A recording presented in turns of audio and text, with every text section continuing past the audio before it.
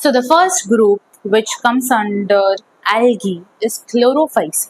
अब क्लोरोफाइसी में क्या होता है, they are basically green coloured algae, और ये ग्रीन कलर उनका इसीलिए है क्योंकि उनके सेल के अंदर जो पिगमेंट है दैट इज क्लोरोफिल, और प्रिसाइजली क्लोरोफिल ए या फिर क्लोरोफिल बी या फिर दोनों, ये दो हो सकते हैं। अब उनका जो शेप होता है वो होता है यूनिसेल्युलर भी हो सकता है, फिलामेंटस भी हो सकता है और कॉलोनियल भी हो सकता है। इन तीनों के बारे में डिटेल में we have discussed in our previous algae introductory video. Do go check that out. So chlorophyceae could be either unicellular, colonial और filamentous. अब इनके अंदर जो पिगमेंट्स होते हैं वो बेसिकली क्लोरोप्लास्ट के अंदर प्रेजेंट होता है, which is a very common thing in all the plants.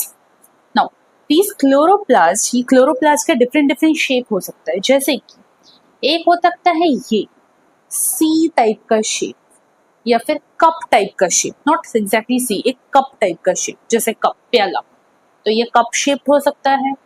उनका शेप हो सकता है ये स्पाइरल, ऐसा ऐसा ऐसा स्पाइरल, ये हो सकता है। डिस्क टाइप का स्ट्रक्चर, जैसे कि नॉर्मल सीडी प्लेयर जो डिस्क होते हैं, डिस्कॉइड हो सकते हैं। एक रिबन की तरह का शेप हो सकता है, जस्ट लाइक नॉर्मल रिबन, या फिर ये रेटिक्यूलेट, रेटिक्यूलेट यानी पूरा है, लाइक पूरा it is filled with this your chlorophyll या फिर क्लोरोप्लास्ट, बस जगह जगह पे कहीं कहीं पे ये स्पेस खाली है, this is reticulate. Now another thing about algae is कि उनके पास सेल वॉल होता है, जाहिर सी बात है, they fall under the category of plants, so they will be having cell wall. ये रहा उनका सेल वॉल। इन सेल्स में भी है cell wall, there is cells, though I have drawn this in the form of जो filamentous algae होते हैं उनके एक एक सेल के अंदर I have drawn this varieties of chloroplast. Now सभी के पास होता है सेल वॉल। उनका जो सेल वॉल होता है, हमने बचपन से पढ़ा है कि वो प्लांट का जो सेल वॉल होता है वो सेलुलोज से बना है, सेलुलोज से बना है, yes it is true, cellulose से ही बना है। लेकिन एक और चीज भी उनके अंदर प्रेजेंट रहता है, सेल वॉल में प्रेजेंट रहता है, वो है पेक्टोज नाम का एक शुगर। ये जो सेल वॉल है दो शुगर से बना होता है, एक होता है सेलुलोज जो कि अंदर की तरफ है और बाहर की तरफ है पेक्टोज। अगर ये है पूरा सेल वॉल का कवरिंग, तो अंदर की तरफ है सेलुलोज और उसके भी ऊपर है एक पेक्टोज का layer, that is how the cell wall is there. अब एक और चीज वेरी इंपॉर्टेंट, दैट इज इनके क्लोरोप्लास्ट के अंदर एक और स्ट्रक्चर पाया जाता है जिसको बोला जाता है पायरिनोइड। पायरिनोइड, PYRENOID। नाउ पायरिनोइड के बारे में एनसीईआरटी में जो लिखा गया है कि वो एल्गी अपने खाने को स्टोर जो करते हैं, जैसे कि लाइक जो भी खाना उन्होंने बनाया फ्यूचर के लिए उसको इस्तेमाल करेंगे, तो फ्यूचर के लिए उसको स्टोर करके रखेंगे। नाउ स्टोर जो करके रखेंगे उसी स्टोर्ड फॉर्म ऑफ फूड का नाम है पायरिनोइड। वो खाना किस किस फॉर्म में स्टोर करते हैं? Starch and protein. So again from the beginning algae को तीन हिस्सों में डिवाइड किया गया है on the basis of their colour, those are Chlorophyceae, Phaeophyceae, Rhodophyceae.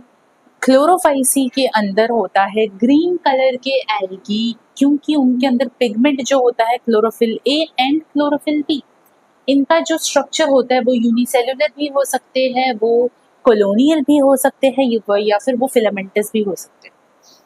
इनके अंदर का जो पिगमेंट्स होता है वो क्लोरोप्लास्ट, प्लास्टिड के अंदर प्रेजेंट रहता है। अब ये क्लोरोप्लास्ट अलग अलग शेप्स में पाया जाता है, कप तरीके का शेप का हो सकता है, वो स्पाइरल शेप का हो सकता है, डिस्क की शेप में हो सकता है, रिबन की शेप में हो सकता है, और ये इस तरीके के अरेंजमेंट को रेटिक्यूलेट कहते हैं।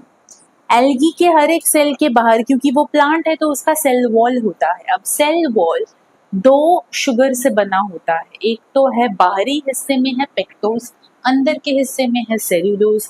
एक और चीज, वो जब खाना बनाते हैं तो उस खाने को स्टोर करते हैं, एक पायरिनोइड के फॉर्म में स्टोर करते हैं। लाइक उसी फूड रिजर्व को ही पायरिनोइड कहा जाता है। पायरिनोइड में बेसिकली क्या है, उनका स्टोर किया हुआ खाना वो स्टोर करते हैं, फ्यूचर में जब इस्तेमाल करेंगे तो उसी को निकाल करके वो फिर से यूटिलाइज करेंगे। तो they store food in the form of protein and starch in पायरिनोइड।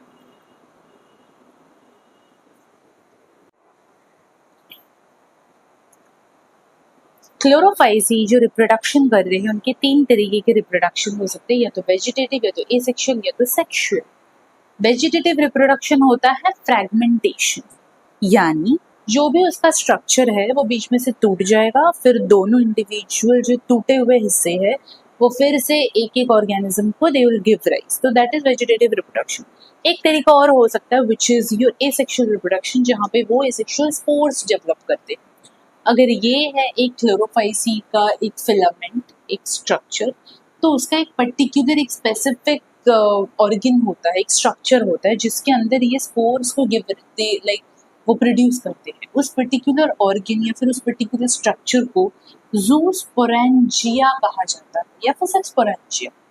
Now these sporangia वो उसके अंदर स्पोर्स प्रोड्यूस होता है।